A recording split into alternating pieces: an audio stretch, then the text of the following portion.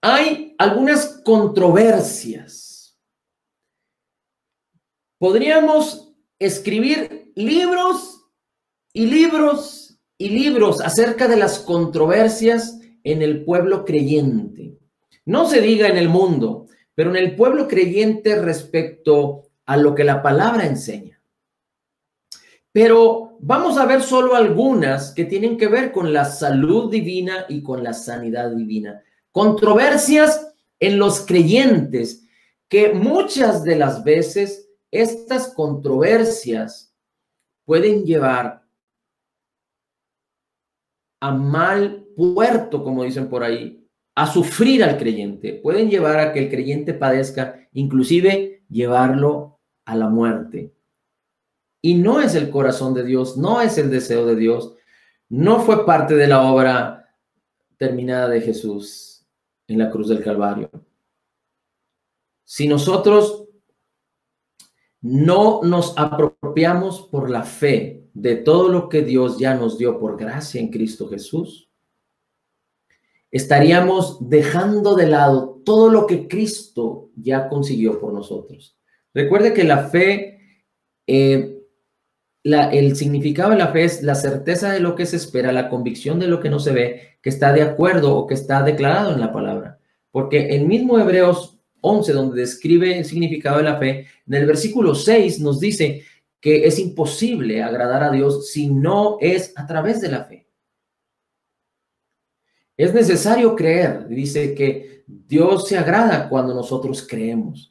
Y la fe es un regalo que Dios mismo nos dio. En Hebreos dice la Escritura que Jesús es el autor y consumador de la fe. En Efesios capítulo 2 dice la Escritura que somos salvos por gracia a través de la fe, y esto es un regalo de Dios, no es de nosotros. Así es que la fe nos permite apropiar, hacer que se manifieste en nuestra alma y en nuestro cuerpo toda la bendición que Dios ya depositó en nuestro espíritu. La fe es como la mano que toma la bendición que Dios ya nos preparó. Pero es tan importante que la fe no opera sola, sino que la fe nosotros la ejercemos, es la fe de Jesús, que nosotros la ponemos en acción a través de permanecer en la palabra, a través de creer en la palabra, a través de oír la palabra, oír el mensaje de salvación. Pero el Espíritu de Dios mora en nosotros y el mismo Espíritu de Dios nos ayuda. Está con nosotros, participa junto con nosotros. De hecho, cuando usted empieza a apropiarse de todo lo que Dios ya le concedió por gracia en Cristo Jesús, es el mismo poder de Dios que le permite que usted pueda ser satisfecho en todas las áreas de su vida. Usted, a través de la fe, permite que el Espíritu de Dios se mueva desde su interior a manifestar la gloria misma de Jesucristo, la gloria misma de Dios a su exterior.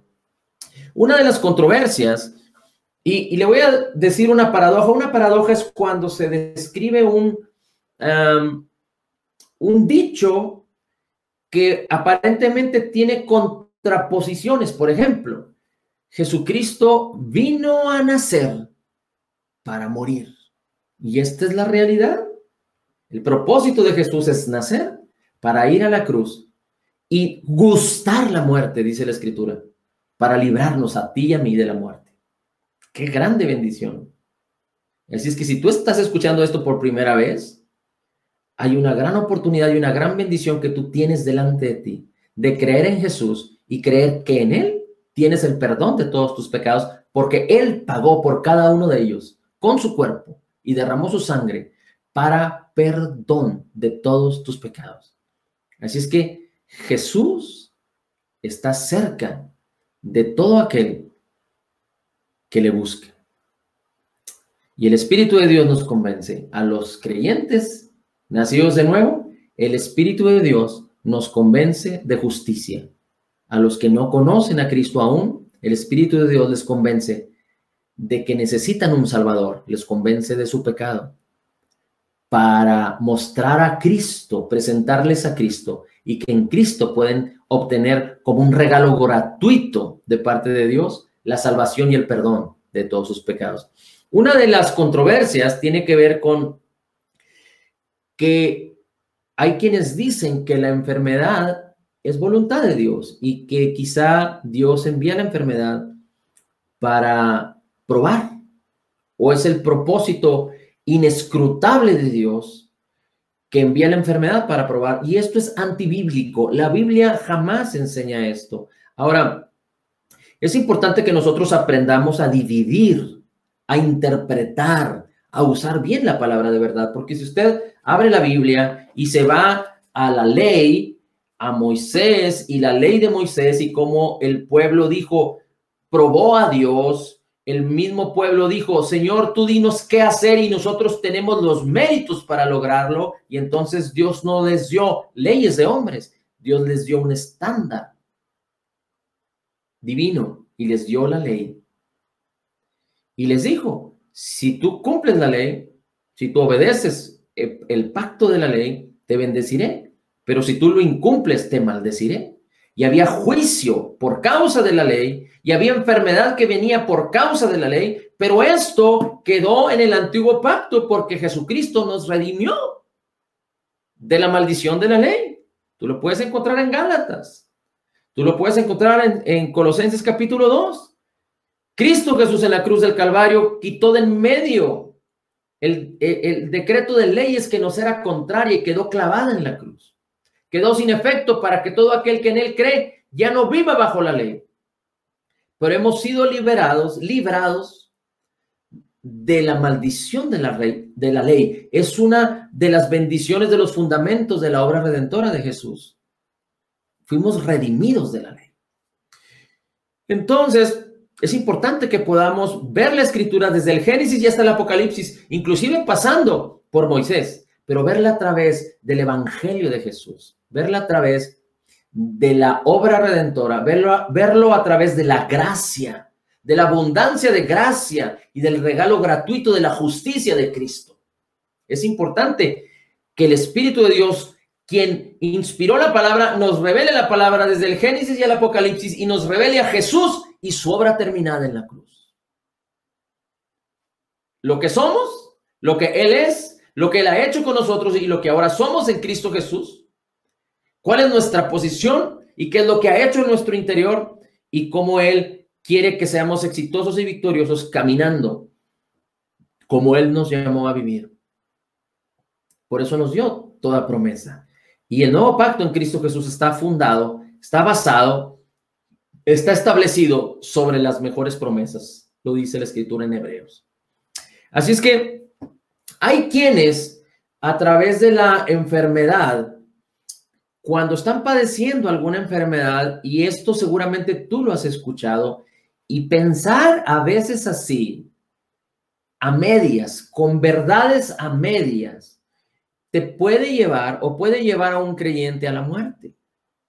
Y yo he visto cantidad de testimonios de gente que dice esto y gente que sufre mucho, y hay quienes también han padecido la muerte.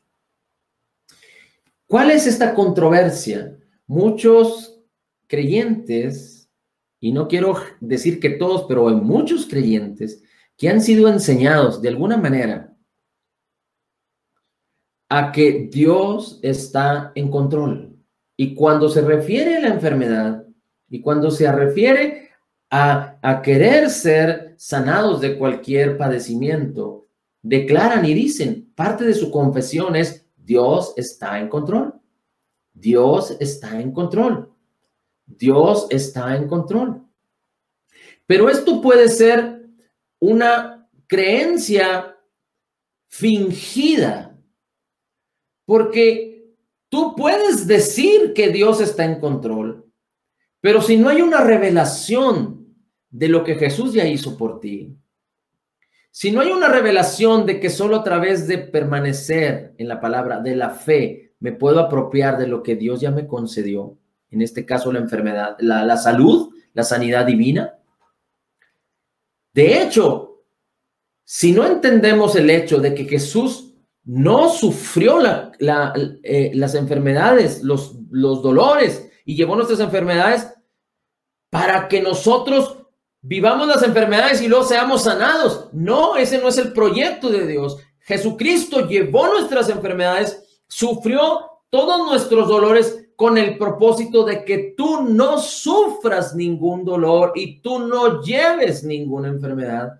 Por eso es tan importante que el creyente le sea revelado a través de la palabra cómo poder resistir al diablo, cómo poder resistir la enfermedad y apropiarse por la fe de la bendición que es estar sano, de la bendición que es vivir en salud divina.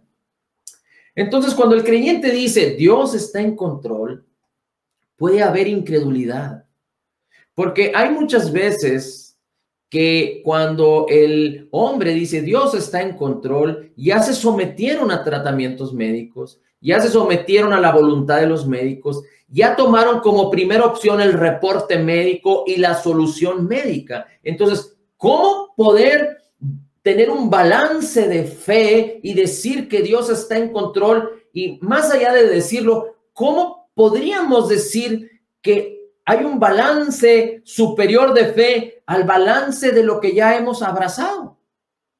Porque si el creyente abrazó el reporte médico y si el creyente abrazó el tratamiento médico, ¿cómo decir que hay la fe suficiente que se pueda sobreponer a lo que el médico dice? Porque el médico lo que dice es, por un lado puede ser incredulidad, que los reportes médicos y los tratamientos médicos están llenos de incredulidad, pero por otro lado puede decir querer conquistar la salud a través del esfuerzo humano. Entonces, ¿cómo poder decir que la fe, cómo poder llevar a la fe a un nivel más alto de tal manera que pueda apropiarse de la salud y de la sanidad? Con ello decir que Dios está en control cuando hemos abrazado en primer lugar, como primera opción, como primera instancia, lo primero que hicimos fue abrazar el reporte médico y el tratamiento médico.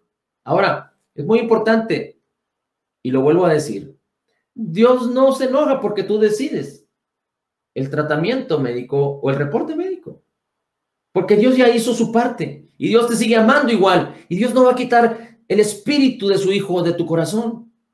Tú sigues siendo una persona salva.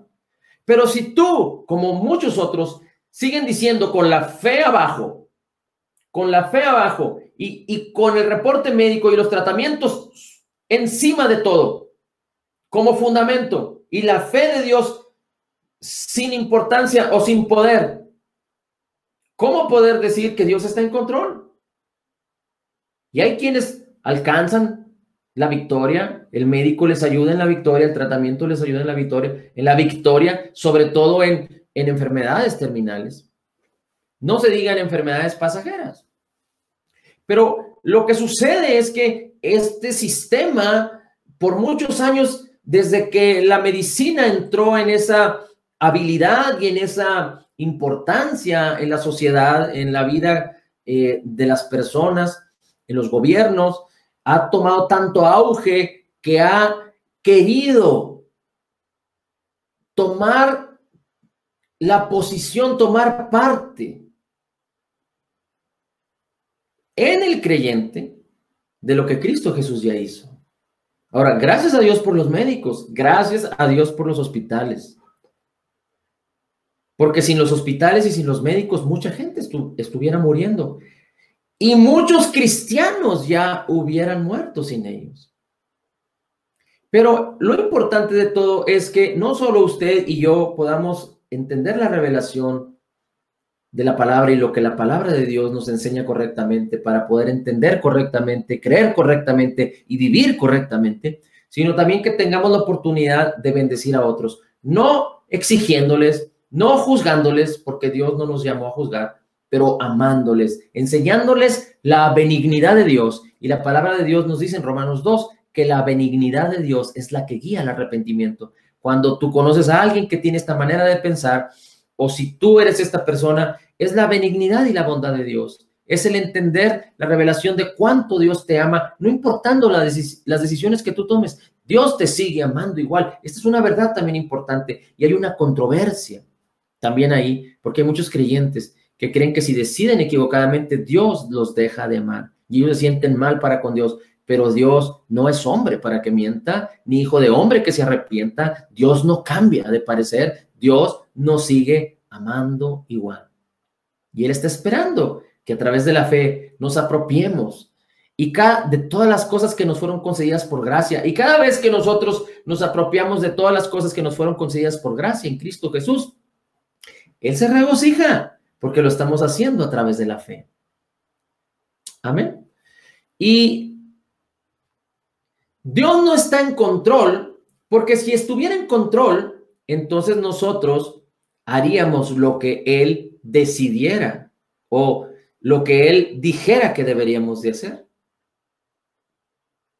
Pero Dios desde el principio, desde Adán y su mujer, les dio la oportunidad y el derecho de decidir. Cuando tú caminas en fe, cuando tú pones tu mente en las cosas del Espíritu, cuando tú perseveras en la palabra, cuando tú confiesas vida en lugar de muerte, cuando tu primera opción es lo que dice Jesucristo en su palabra, cuando el reporte que tú crees no es el reporte del médico, sino el reporte de la palabra de Dios, que Jesucristo mismo dice que el Espíritu te está revelando y que tu corazón enardece por él, entonces tú puedes decir que Dios está tomando control de tu vida. Entonces, el Espíritu de Dios está tomando gobierno y control. Cuando el espíritu de poder, amor y dominio propio que te fue dado, no un espíritu de cobardía, no un espíritu de incredulidad, cuando tú entiendes la palabra que nosotros no somos como los que retroceden, sino como los que avanzan para salvación, entonces podríamos decir que Dios está en control porque en nuestras vidas y en nuestras acciones se está manifestando su palabra, se está manifestando fruto de justicia, se está manifestando su voluntad. Entonces, es muy importante que también entendamos que hay muchos creyentes que se pierden de la bendición por causa de falta de conocimiento, porque no tienen la revelación, porque nadie les ha enseñado, no han leído, no han permanecido. También es importante que entendamos que Dios no es como un hombre que tenga amarrado con un cordón a un perro y que lo esté liberando y atrayendo y soltando y volviéndolo a agarrar para dañar a las personas. No, esto no es así. Dios no está involucrado en la enfermedad. De Dios proviene toda cosa buena. La naturaleza de Dios es benignidad y bondad. Toda buena dádiva y todo don perfecto desciende de lo alto. Jesús vino a sanar, no vino a enfermar ni a condenar. El Espíritu Santo que descendió y ahora mora en todo creyente nacido de nuevo, vino a que seas vivificado, a que tu cuerpo sea vivificado y a darte a conocer todas las cosas que te han sido concedidas, como lo dice 1 Corintios 2:12, de tal manera que es la benignidad, el amor, la paz, la gloria de Dios en tu interior. El mismo fruto del Espíritu no es maldad. No tiene que ver con nada de las obras de la carne, ni con los deseos, ni con dejar libre, sin rienda suelta nuestros deseos, no, pero el fruto del Espíritu es amor, gozo, paz, paciencia, benignidad, bondad, fe, mansedumbre, templanza. Así es que otra controversia es que muchos dicen, Dios es soberano. Y no se comprende correctamente el significado de la soberanía de Dios, porque Dios es soberano, pero es el más alto en rango. Pero Dios no puede retractarse de su palabra, porque su palabra tiene autoridad. Y Dios es íntegro, y Dios es justo, y Dios es fiel a lo que Él dice. No es hombre, como hemos dicho ya. En Hebreos capítulo 6 tú puedes encontrar que Dios mismo a Abraham le dio la promesa y juró por su nombre para que por dos cosas inmutables, que no cambian, dice la Escritura, en donde es imposible que Dios mienta, asegurara la promesa para Abraham y para nosotros los que creemos. Por la promesa, que es la palabra que declara cada promesa de Dios, y por el juramento de Dios. De tal manera que Dios cumple su palabra. Su palabra no puede ser incumplida. Dios cumple su palabra. Así es que es tan importante que entendamos que la soberanía de Dios no tiene que ver con que las cosas pasan porque Dios quiere, de ninguna manera, ni a ti ni en el mundo. No hay juicio de Dios ahorita para los que se están portando mal. Quizá hay quienes están bajo la ley, quizá bajo la ley pueden estar recibiendo condenación, pueden estar recibiendo juicio. Pueden estar recibiendo el fruto de su pecado para los que no son creyentes, pero si un creyente se sujeta como esclavo al pecado, va a ser vulnerable al pecado y va a recibir las causas del pecado. Pero es importante que tú y yo podamos entender que Dios no actúa así. Dios no causa enfermedad, no causa muerte, no causa trastornos, no causa caos en la vida de las personas, pero lo que Dios hace es bendición y Dios no puede operar sino a través de las personas, a través de los que creen. Así es que es tan importante que tú y yo podamos considerar esto y no caer en el engaño de que Dios es soberano y que Dios decide todas las cosas que sucedan. No es así, no es así. Si tú eres un creyente nacido de nuevo, Dios te dio ya una promesa que viene en Efesios 1:6. Esta promesa es que tú fuiste llamado a hacer la alabanza de la gloria de su gracia, en la cual fuiste acepto en el amado. Y acepto en el amado tiene que ver con altamente favorecido en todo tiempo y en todo lugar. Tener la bendición que Dios ya te dio. Amén. Así es que no es posible que podamos creer que Dios es soberano y que todo se hace por voluntad de Dios. No es así, porque la voluntad de Dios es salud, es sanidad, es vida y vida abundante. Jesucristo dijo, yo he venido para que tengan vida y la tengan en abundancia. Pero lo que estamos viendo alrededor de este mundo es que lo que dice la Escritura también ahí mismo en Juan 10:10, que el diablo vino para hurtar, matar y destruir. Lo que estamos viendo es hurto, muerte, destrucción. En las familias, en las vidas, en las personas, en los negocios, en la economía, en la salud de las personas. Pero Jesús ha venido a que tú y yo tengamos vida y la tengamos en abundancia.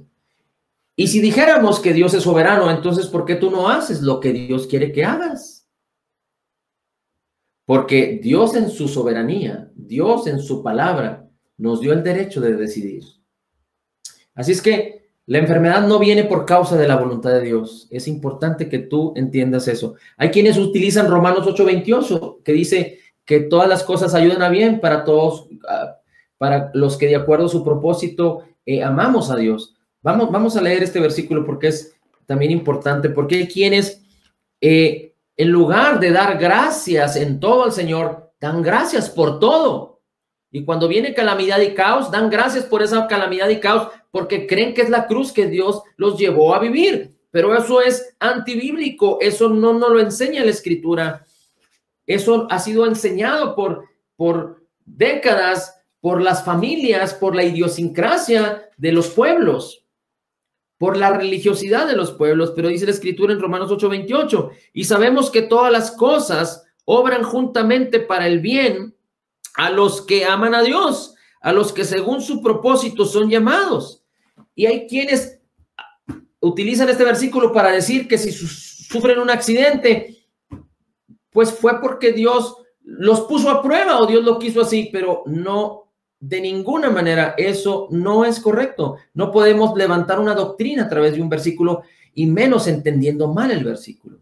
Pero antes bien, cualquier cosa que tú puedas vivir en tu vida, cuando tú confías y crees en el Señor, Dios te va a sacar adelante y entonces va a permitir que a partir de que tú dejas tu esfuerzo y confías en el esfuerzo del Señor y en la victoria de Cristo en la cruz, entonces a partir de ese momento todas las cosas empezarán a cooperar para bien, a tu favor.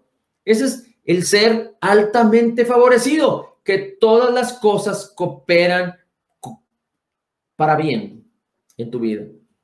Así es que es muy importante que entendamos que no hay ninguna controversia en la confesión que cada uno de nosotros debemos decir y debemos hacer y debemos creer y debemos permanecer.